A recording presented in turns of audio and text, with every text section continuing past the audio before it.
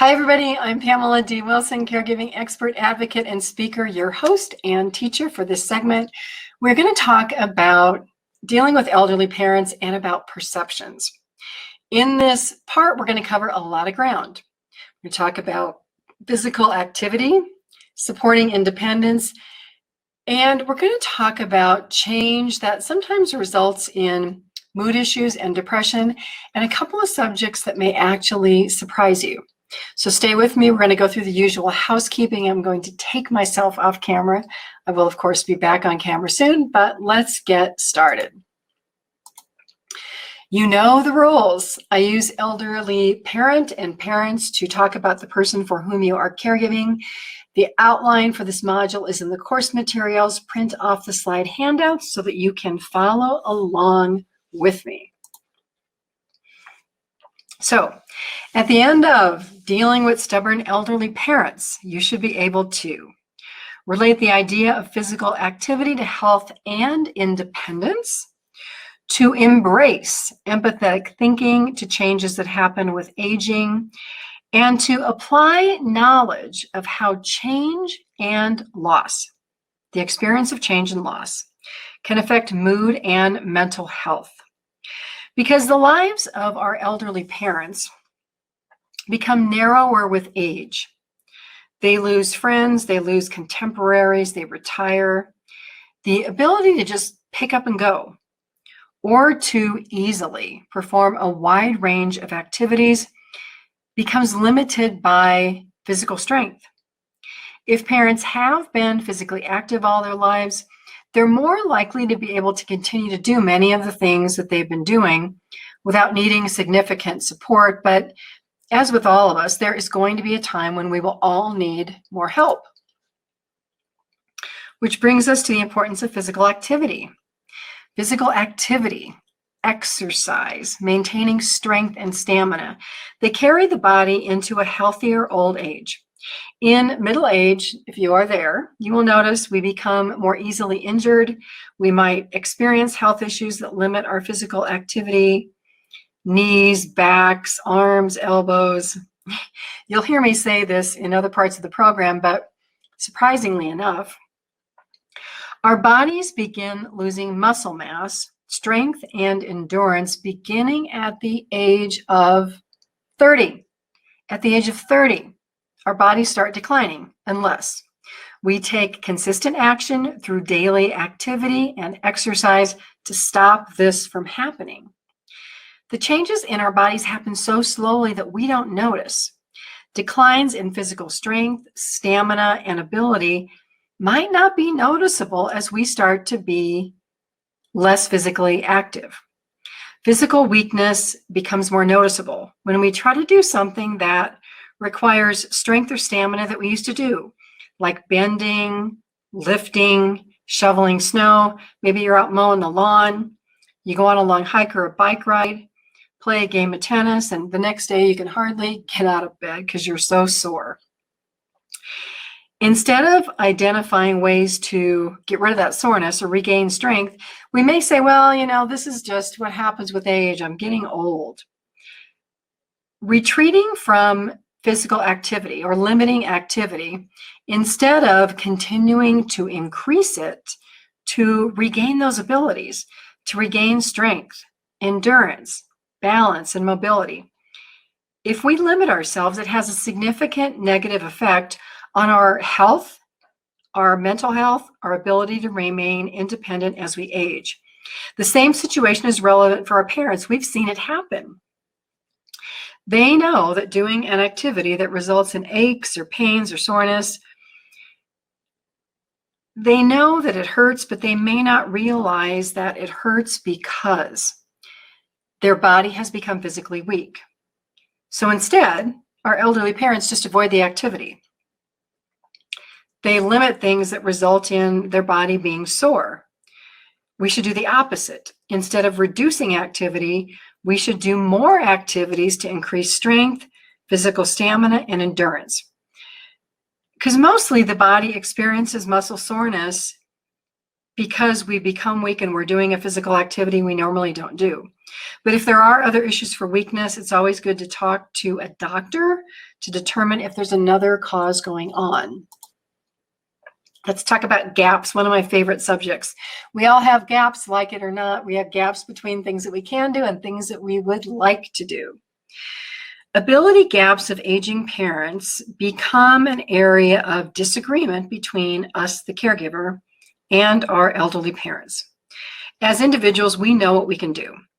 We all want to be seen in a certain way by our peers and by our family members. But sometimes our life changes. Changing the way that we think about our abilities can be difficult. We may tend to want to hold on to that person we used to be 10 years ago and the things that we could do 10 years ago. This may be an example of your father who, 85 years old, wants to go out and shovel because he shoveled all these years and he injures himself. The only thing that Dad was thinking was, well, you know, I used to do this all the time. I've been shoveling for years. It snows. I get the shovel. I go out there. I do my thing. This idea relates to our self-assessment of ourselves. And it can also relate to the idea of retirement. So before retirement, we have a job title, we have these skills that kind of represented what we did. And when we retire, that identity goes away and we're just a person. So our identity changes from who we were in the workplace to who we are as a retiree. Some elderly parents struggle with retirement if they don't have any hobbies or replacement activities for that career. How many times do we or aging parents dream of this wonderful retirement and all of the things that we want to do, and instead we go off track because a health event takes us off track. Some unexpected event takes us off track. We've talked before about how physical disabilities can begin as early as middle age and continue for the rest of our lives. We didn't plan this, it just happened. And not wanting to admit that we can't do everything that we did can result in believing that we can do more than we can. Now, this is sometimes good and it's sometimes bad. If we look at this decline as a positive to exercise and be proactive and to manage losses and become resilient, it's positive. If we look at the decline as denial and all I'm going to do is sit in a chair and I'm not going to do anything to take care of myself, that is the huge negative. Managing losses is a part of aging. Aging is a process of managing physical and emotional losses. Our friends, our family members, they pass away. Health changes with or without our agreement. Let's look at a couple examples of changes in ability. Professional athletes are one group. They excel at physical activity. They're young. They can do everything. Football, basketball, other sports. But as these athletes age, and you see this, they get injured. And they continue to play the game. But maybe they can't play the game at the same level that they did. And eventually they might retire.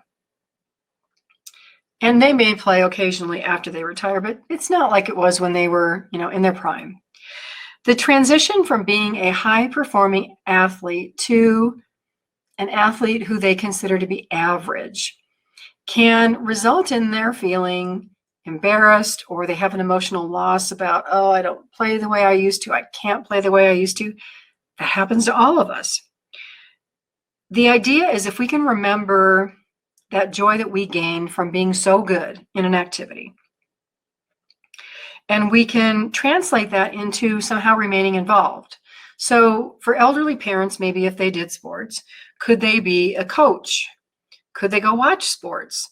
Could they volunteer doing something that they did in a career? Are they at a point where they can take a part-time job to feel good about what they can still do?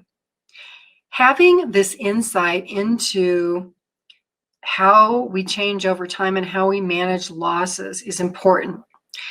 Climbing a roof, going out to shovel snow when we're 85, walking up and down stairs if we have poor balance. those activities, even though we do them, may pose a safety risk.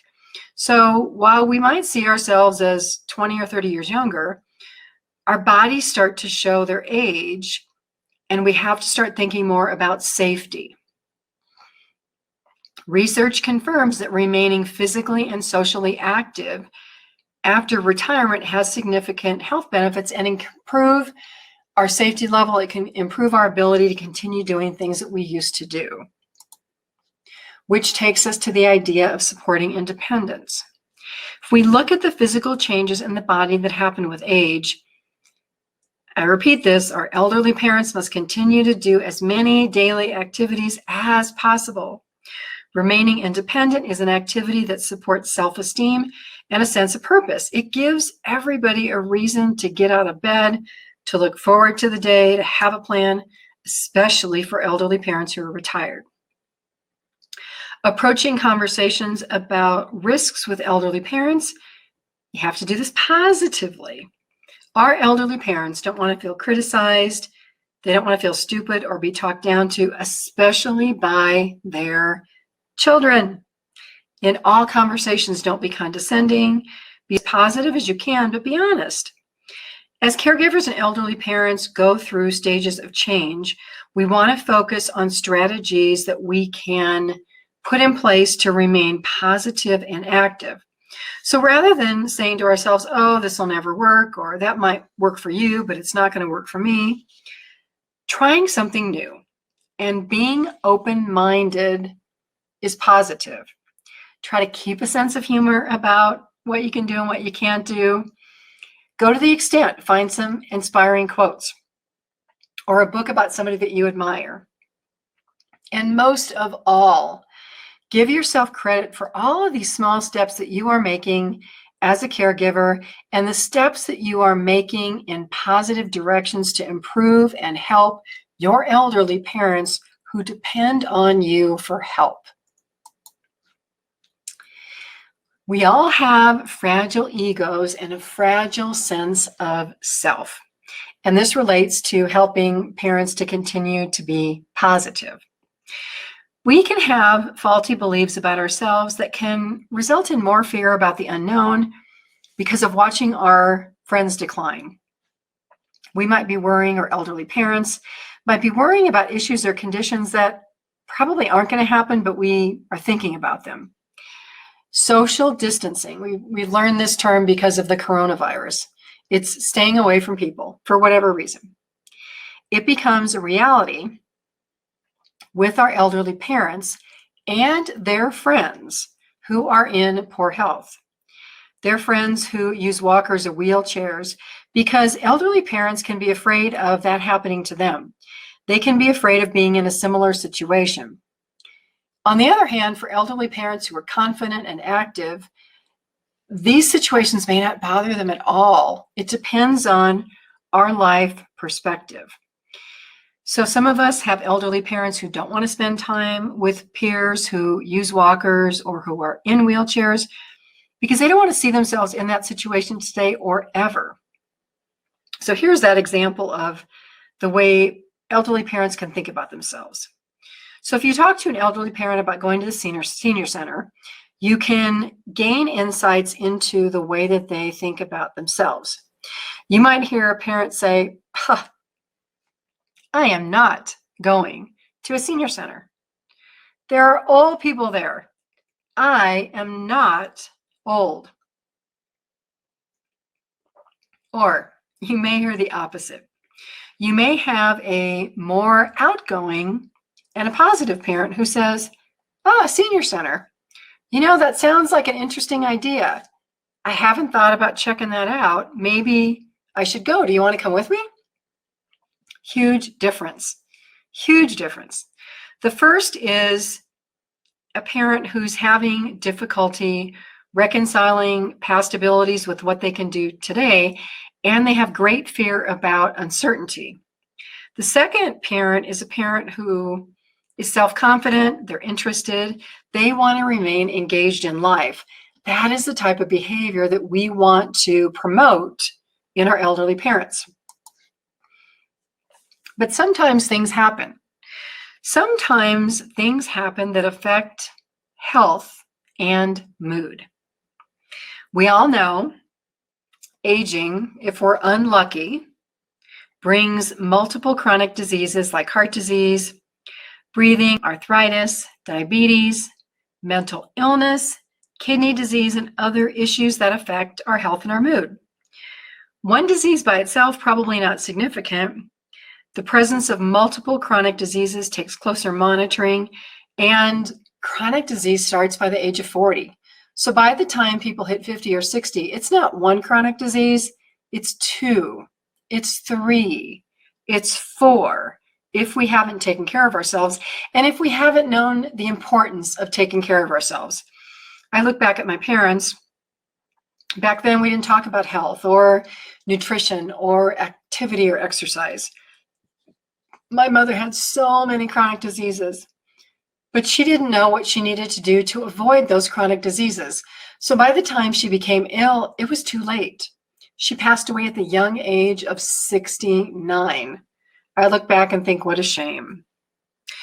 Changes in mood or daily activities are potential concerns for you to notice. Many older adults are depressed, even though at the doctor's office, they pass traditional depression screening tests. Do you wonder why that is? It's because the most straightforward answer to any question that we are uncertain about is a no.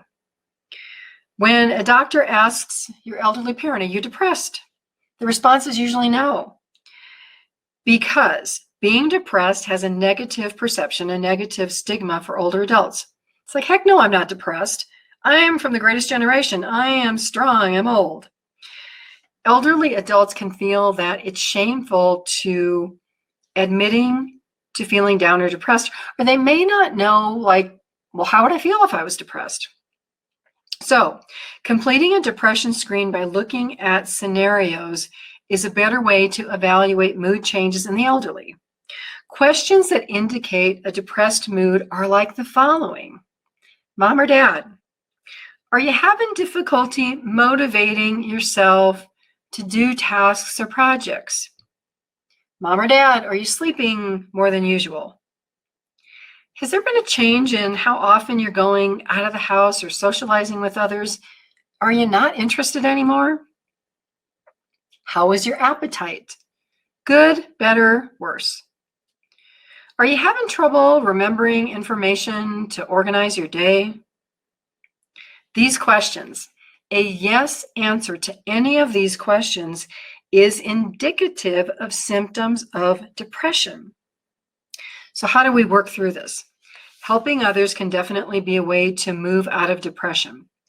If your elderly parent can volunteer, that might be an option, because through helping others, we feel better about ourselves and it can lift our mood. Think about this. What types of activities made your parents happy in the past? What activities do they enjoy? See if you can do something to build on a past interest. Years ago, I had another amazing client. I've actually had so many amazing clients. I'm so blessed. But this gentleman was in his 80s, and he was a woodworker in his younger years, little woodworking projects and things like that on the weekends while he worked. And when he retired, he joined the National Audubon Society, and there was a local group of bird watchers. He took his woodworking skills and he made the most amazing birdhouses. I would go visit this gentleman and I would see all over his shop, all over his house, like drawings of like birdhouses that he was building and the pieces and parts. And he would even have friends come over and they would have putting together birdhouse parties. And these would be out in his yard. And his yard in the summer was amazing. He would put out birdseed and it was like an activity. It was like a zoo almost in his backyard because all different kinds of birds would show up, and he had built benches outside. So his friends would come and they would sit outside and bird watch. So there always are things that we can do and that we can help our elderly parents do for activities. Let's keep going. So, tough one, very tough one. losing a spouse. The number one, if you remember, number one stressful event in life. Do you remember our chart about stressful events in life? Number one, loss of a spouse. Number 5, loss of a family member. Loss of a spouse is so significant. In addition to experiencing this loss, it's common for elderly parents to become depressed. And we've talked about this.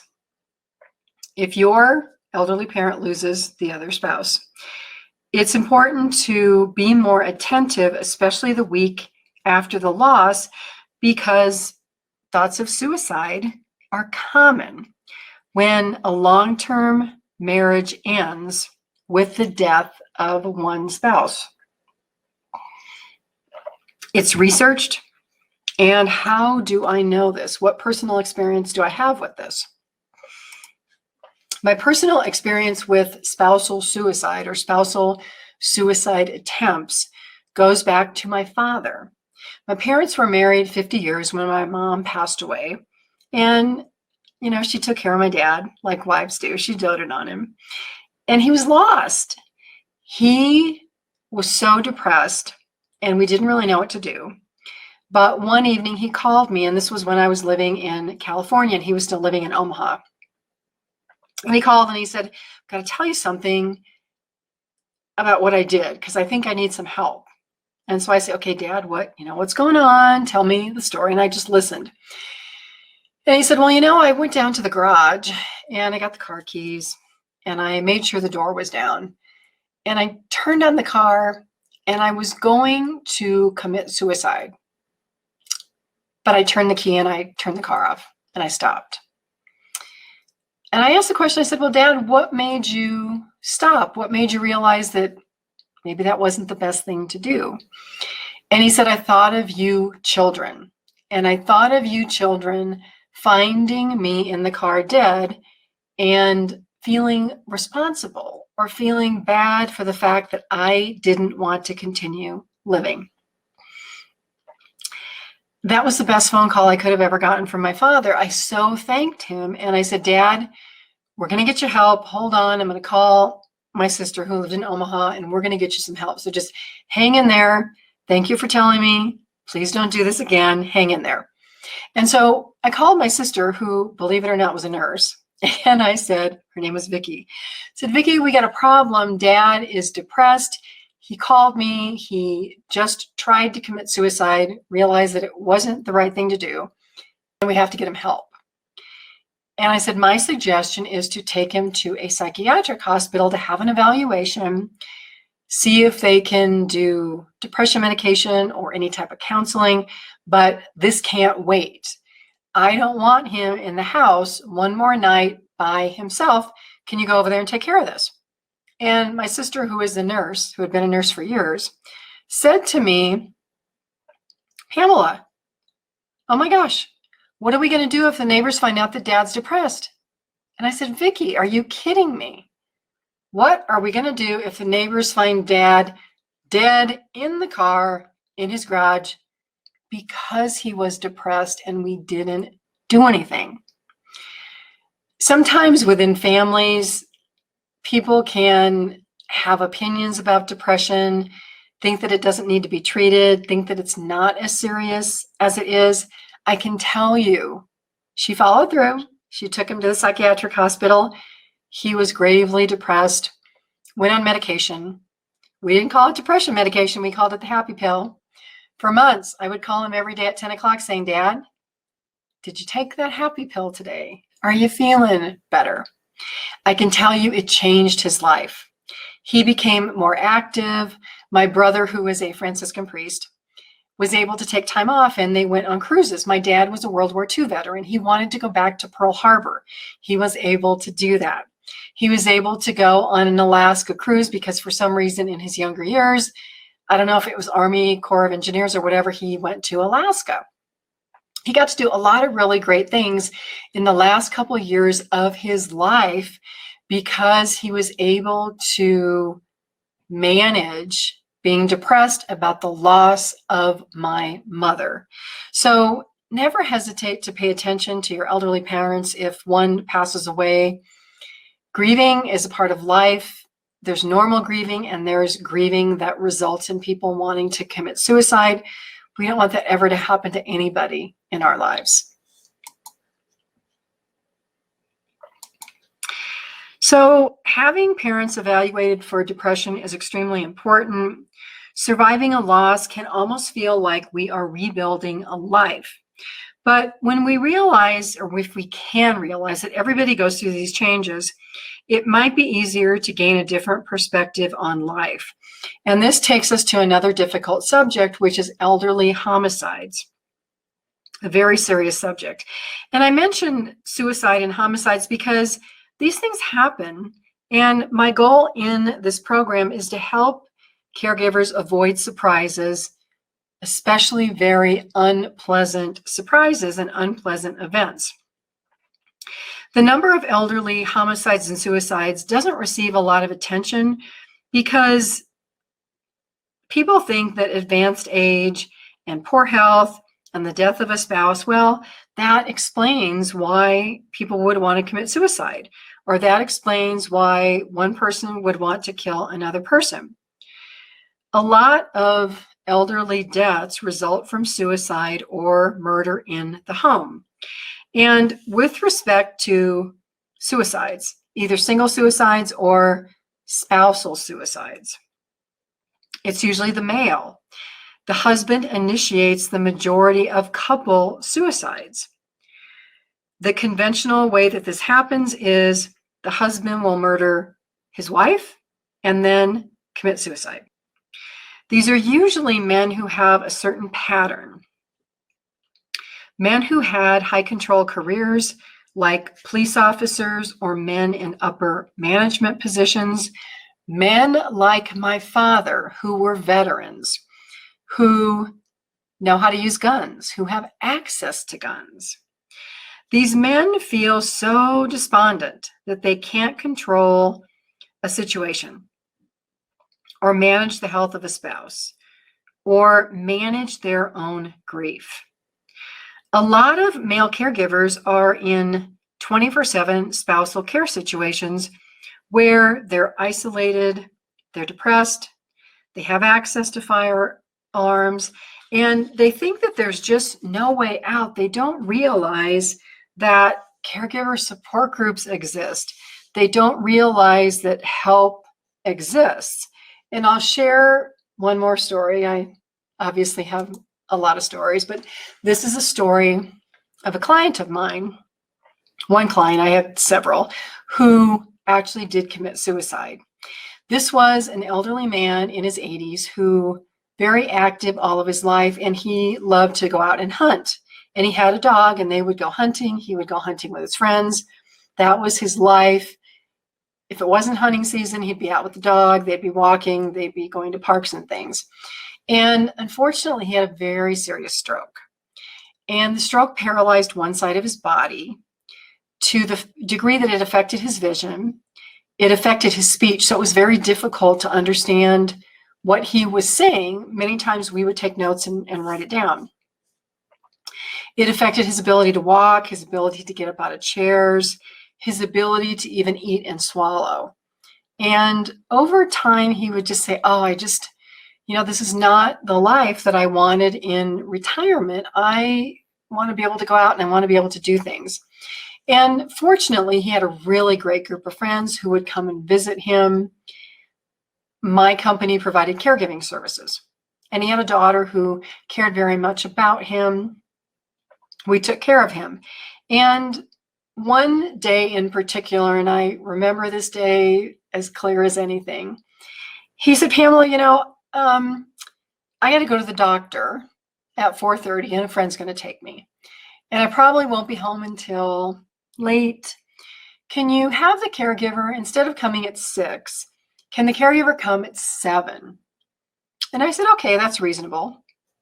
Because he needed to go to the doctor. He had to get his prescriptions refilled. And so I said, okay, no problem. We'll have the caregiver come at 7. So at 7:05, I get a panicked call from the caregiver saying, I'm in the house, the dog's here, the lights are on, I see a light in the garage and I hear the car running. What do I do? And I said, well, the first thing that you do is call 911. You wait for them to show up and let them open the garage door, because my fear was I didn't want her to find him there, feel guilty, or heaven forbid, he was still alive, struggling, and she would feel guilty. Because most carbon monoxide poisonings are terminal. You don't recover from them. And so the police and the 911 people, I knew them because it was in a small town of Golden, and they called me and he had committed suicide. And the 911 worker that I talked to, we actually had providing caregiving services for his mother. He said, he goes, we get these calls all the time and they're tragic because we know that the person can't recover. And honestly, when we get these calls, we take a few extra minutes to get there to make sure that by the time we get there, the person has passed away, because it's a much kinder, gentler end to their life than us trying to resuscitate them and do CPR and trying to bring them back from a condition that they would never recover from. I've had other clients who attempted suicide and I stopped them. Many other situations. These are sad, but they're real situations that can happen. And again, we're talking about them because I want to help you avoid ever possibly being in this situation if I can. So let's talk about this summary of perception versus reality. Changes in aging can be viewed very negatively by us or our elderly parents, who can become depressed or discouraged because of life events. They have a stroke, their life changes. A spouse dies, they're depressed.